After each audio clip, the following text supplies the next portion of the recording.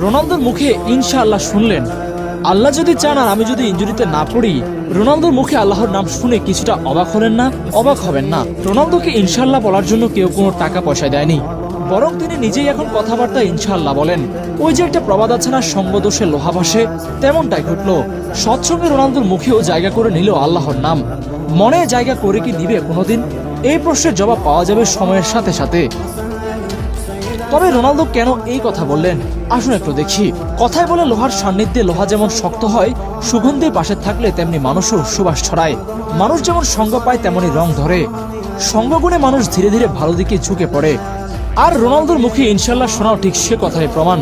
Globe সকার awards 2025 ছিল Portugal টিমের জন্য স্মরণীয় একটি রাত। এদিন বেস্ট ন্যাশনাল টিম নির্বাচিত হয়েছে পর্তুগাল, মধ্যপ্রাচ্যের সেরা খেলোয়াড় নির্বাচিত হয়েছেন ক্রিস্টিয়ানো রোনালদো এবং সেরা মিডফিল্ডার নির্বাচিত হয়েছেন বিতিনহা। নিজের পুরস্কার নেওয়ার সময় রোনালদো বলেন, আমি 1000 গোলের মাইলফলক ছুঁতে চাই, ইনশাআল্লাহ কোনো ইনজুরি না হলে আমি ওইটা অর্জন করবই। রোনালদো সৌদি আরবে আসার পর বিভিন্ন ইন্টারভিউয়ে তাকে ইনশাআল্লাহ বলতে শোনা যায়। এছাড়া হরহামেশা সোশ্যাল মিডিয়াতে রোনালদোর সৌদি জীবনের কিছু ভিডিওতে দেখা যায় সে সবাইকে সালাম দিচ্ছে, এমনকি আজানের সময় ট্রেনিং করতে সতীর্থদের বিরত রাখছেন। এছাড়া সৌদিতে থাকার কারণে মাঠে মাঝে মাঝে মোনাজাত ধরতেও দেখা যায় তাকে। সৌদিতে আসার পর ইসলাম ধর্মের কিছু মূল বিষয়কে নিজের মাঝে যুক্ত করেছেন রোনালদো।